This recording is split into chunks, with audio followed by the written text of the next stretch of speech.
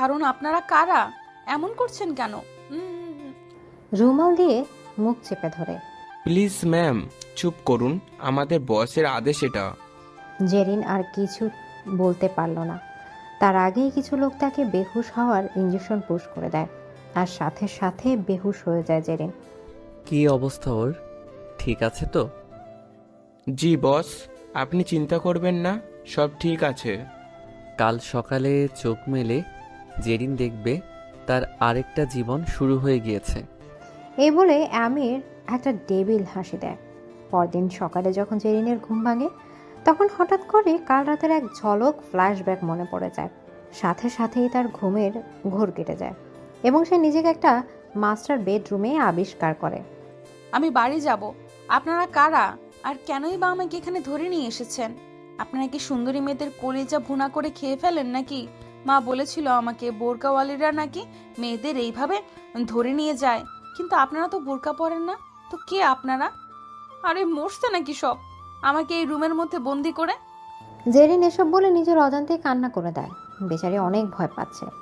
Just সে সাহস এটা দেখানোর জন্য এসব কথা বলা আর কি। হঠাৎ তখনই দরজা খুলে দেওয়া হয় বাহির থেকে, যা দেখে ভয়ে জেরিন 4 কদম পিছিয়ে যায়। কালকের মতো কালো পোশাক পরা দুজন প্রথমে রুমে ঢুকে, আর তারপর তাদের দুজনের পিছন থেকে একটা হ্যান্ডসাম ছেলে রুমের মধ্যে প্রবেশ করে। এতটাই সুদর্শন যাকে দেখলে যে কোনো মেয়ে, কেন তার মাও বলতো, আই উইশ এমন একটা ছেলে যদি আমার মেয়ের জামাই হতো। যাই হোক, ছেলেটার ফেস দেখলে সেই ফেসের পেছনে লুকিয়ে থাকা আসল রূপটা কেউ কখনো টেরই পাবে না। জেরিন যখনই সে হ্যান্ডসামকে রেগে কিছু বলতে যাবে, তখনই সে হ্যান্ডসাম জেরিনের হাত শক্ত করে ধরে তাকে নিজের কাছে টেনে নিয়ে ডিপলি ভাবে বলে, আমি এত নয়েজ লাইক করি না বেবি গার্ল, নেক্সট টাইম যেন এমনটা না হয়, মাইন্ড ইট। আপনার কি মাথায় প্রবলেম আছে নাকি? ও বুঝেছি, আপনি এদের সেই বস, তাই না? কেন আমাকে এখানে ধরে নিয়ে এসেছেন? আমি তো আপনাকে চিনিও না। আমি বাড়ি যাব। আর এটা আমাকে কোথায় নিয়ে এসেছেন? উফ, স্টপ। আমার এত কথা শুনতে ভালো লাগে না, তাই চুপ থাকাতেই তোমার মঙ্গল। আর লিসেন, তুমি তোমার বাড়ির নাম ভুলে যাও, আর কখনো যাওয়া হবে না তোমার সেখানে। বাকিটা আমি পরে ভেবে দেখব। আপাতত পাখিকে কিছুদিন খাঁচায় পুরে পোষত মানাই। আমার নামও জেরিন। আমাকে আপনি চিনেন না। আমি তো বাড়ি যাবই। আপনিও এই কথা মাথায় ঢুকিয়ে নেন। চিনতেই তো চাই আমি তোমাকে বেবি গার্ল। রহস্যময় এক হাসি দিয়ে। এইসব বলে যখনই আমির তার লোকেদের নিয়ে রুম থেকে বের হবে, তার আগেই জেরিন আমিরের এক লোককে ধাক্কা দিয়ে রুম থেকে বাইরে বের হতে নেয়, কিন্তু আমির জেরিনকে ধরে ফেলে। অনেকবার বেড়ে গিয়েছে তোমার, তাই না? তোমার বার আমি কমাচ্ছি। এই বলে আমির জেরিনকে ছুঁড়ে বিছানায় ফেলে দেয় এবং তার গার্ডদেরকে ইশারা দেয়।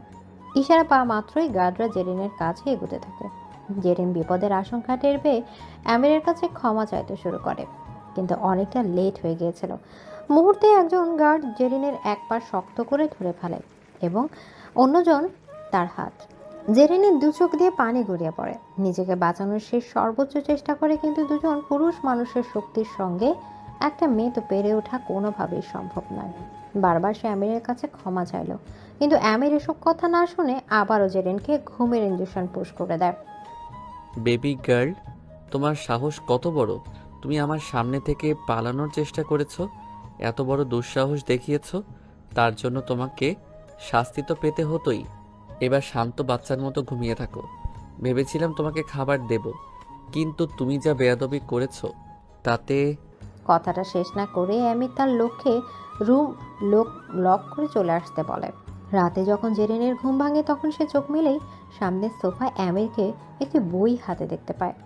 আমিরের চোখে জেরিনের দিকে যেতেই সে জেরিনের কাছে আসে এবং বলে, জান, ক্ষুধা পেয়েছে নিশ্চয়, তাই না? আমি খাবার উপরে পাঠাতে বলছি। জেরিন আর না করেনি, কারণ কাল থেকে একটা দানাও পেটে পড়েনি। খাওয়া শেষে আমির জেরিনকে বলে, তোমার জন্য একটা আলাদা রুম ডিজাইন করা হয়েছে, যেখানে তোমার জন্য সব কাপড়, জুতা, কসমেটিক্স স্টক করে রাখা হয়েছে। ডোন্ট ওরি বেবি, কোনো পেইন হবে না তোমার। আপনার থেকে বড় পেইন আবার কি? I just hate you. আপনি জানেন আমার ফ্যামিলি মেম্বারদের মধ্যে আমাকে নিয়ে কত টেনশন হচ্ছে? আবারও শুরু হয়ে গিয়েছে। আমার মেজাজ খারাপ করো না প্লিজ। শোনো, আমি এখানে এসেছি তোমাকে একটা কথা বলার জন্য। তুমি প্রিপারেশন নাও বিয়ের। 1 উইকে আমাদের বিয়ে হবে। আমার বাবা মা সুইজারল্যান্ড গিয়েছে, তাই 1 উইক সুযোগ পেয়েছো তুমি। তা না হলে এই মুহূর্তেই তোমার বিয়েটা হয়ে যেত। যাক, সময় পেয়েছো, নিজেকে তৈরি করো আর আমাকে ভালোবাসো। জাস্ট এটাই যথেষ্ট। আরে কি বলছেন? একে তো চিনি না আপনাকে, তার উপর জোর করে আমাকে বিদেশে নিয়ে এসেছেন, এখন আবার বলছেন 1 উইকের মধ্যে আমার বিয়ে। আপনি কি আমার অভিভাবক নাকি যে যা বলবেন তাই শুনতে হবে? Yes, because from today I am your everything, mind it. এই এই বলে জেরিনের কপালে চুমু দিয়ে আমি রুম থেকে চলে যায়। জেরিন আবার রুমে বন্দি। অনেক কান্না পাচ্ছে, কিন্তু কান্না করতে করতে এখন তো চোখের পানিও ফুরিয়ে এসেছে। যে করেই হোক আমার এখান থেকে যেতে হবে। আমি এই আমিরকে কখনোই ভালোবাসতে পারবো না, কারণ আমার পরিবার, আমার ভালোবাসা, আয়মান সব তো বাংলাদেশেই পড়ে রয়েছে। এসব বলেই জেরিন কান্না করতে করতে ঘুমিয়ে পড়ে। এদিকে সকালে ঘুম থেকে উঠে জেরিন অনেক শকড হয়ে যায়, কারণ তার পাশে আমির ঘুমিয়েছিল। আর তার থেকে বড় বিষয় হচ্ছে জেরিন আমিরের বুকে। সে আমিরের নিঃশ্বাসের শব্দ শুনতে পাচ্ছিল। হঠাৎ আমিরের ঘুম ভেঙে যায়, যা দেখে জেরিন তাড়াতাড়ি করে আবারও ঘুমের নাটক করা শুরু করে দেয়।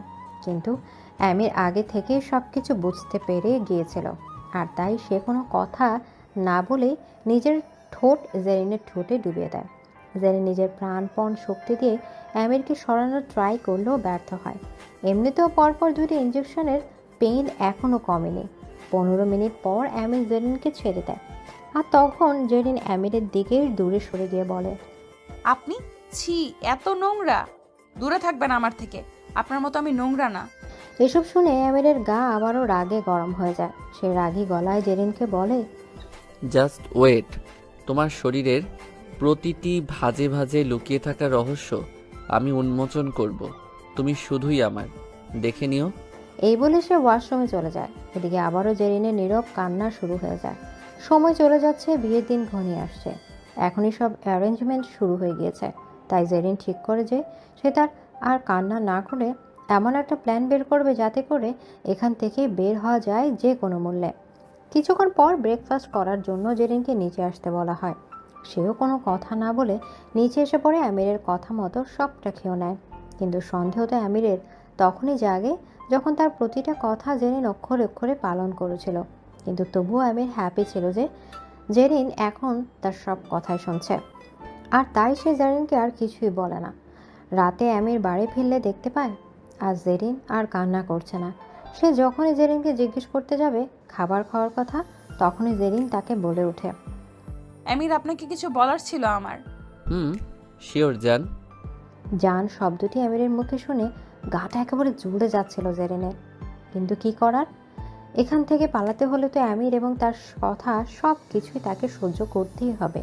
আর তাই আর দেরি না করে সে আমিরকে বলে, আমি ভাগ্যকে মেনে নিয়েছি, আমি রাজি বিয়েতে। আমিরের একটু খটকা লাগে, বাট সে তো কেয়ার করে না এবং বলে, জেরিন, আমি চাই তোমাকে বৈধভাবে নিজের করে নিতে। আমি অনেক ভালোবাসি তোমাকে, বিলিভ মি। কিন্তু যদি পরে জানতে পারি তুমি আমাকে বোকা বানানোর ট্রাই করছো, তাহলে সেদিন আমার থেকে খারাপ আর কেউই হবে না। তোমার চিৎকারে পুরো বাড়ি কেঁপে উঠবে সেদিন। এই বলেই একটা ডেবিল হাসি দেয় এবং জেরিনের কপালে চুমু দিয়ে শাওয়ার দিতে চলে যায়। এভাবে এক উইকের মধ্যে জেরিন আমিরের ভরসা ভালোবাসা দুটোই আদায় করে নেয়। দেখতে দেখতে বিয়ের দিন চলে আসে।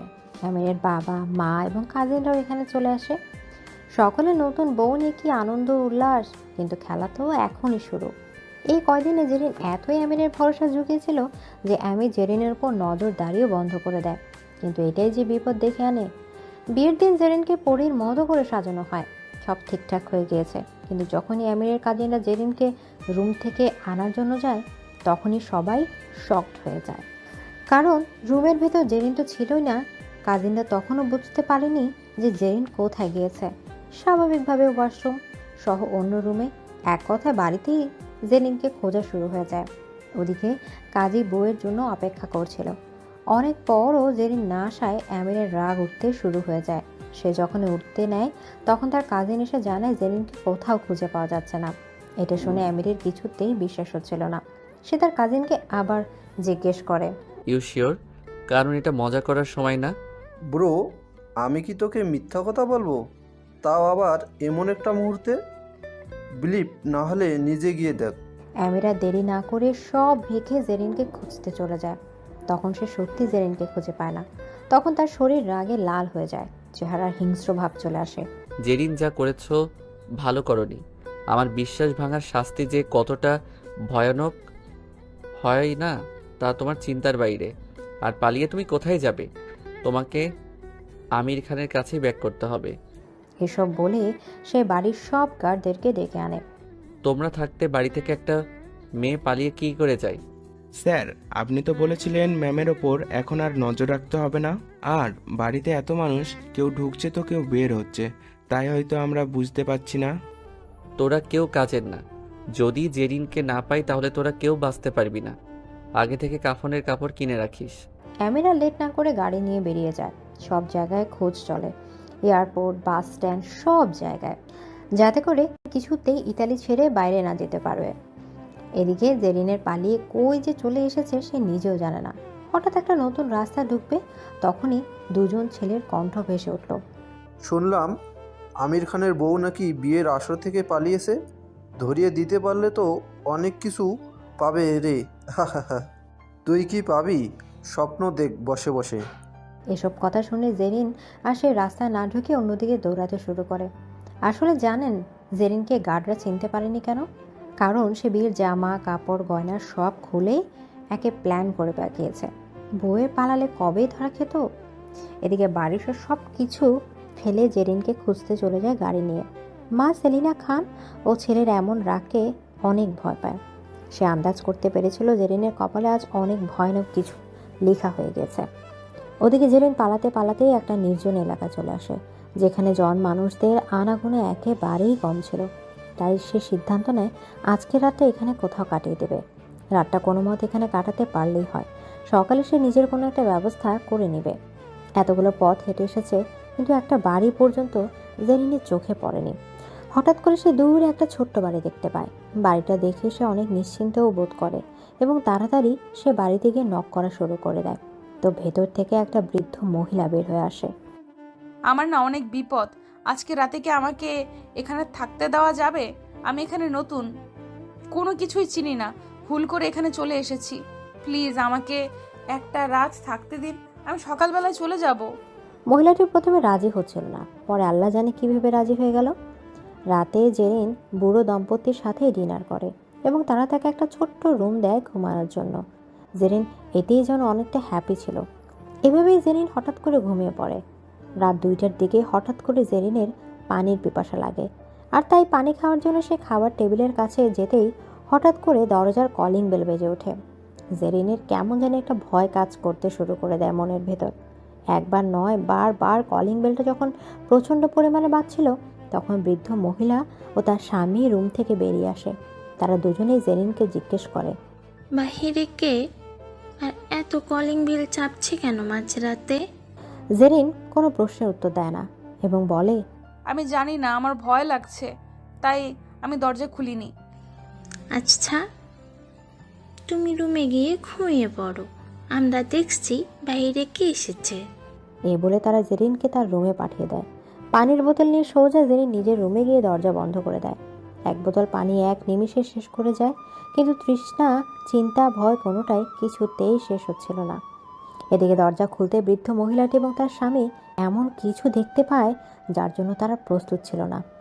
আসলে তারা দরজা খুলতেই কিছু কালো পোশাক পরা লোককে দেখতে পায়, যারা তৎপর ধাক্কা দিয়েই বাড়ির মধ্যে ঢুকে যায়। আরে, কে আপনারা? আর এত রাতে না বলে বাড়ির মধ্যে কেন ঢুকছেন? ওই মেয়েটা কই যে এখানে এসেছে? কোন মেয়ের কথা বলছেন? কোনো মেয়ের খবর জানি না আমরা। নাটক করবি না বুড়ি।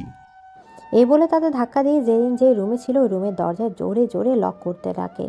জেরিন বুঝতে পেরে গিয়েছিল, তাই ভয়ে চুপ করে বসে থাকে, কিন্তু লোকগুলো একসময় দরজা ভেঙে ফেলে। রুমের এক কোণে জেরিন ভয়ে বসেছিল, আর তখনই রুমের মধ্যে অ্যামির প্রবেশ করে। এটা দেখে তো ভয়ে তার হার্টবিট আরও বেড়ে যায়। অ্যামির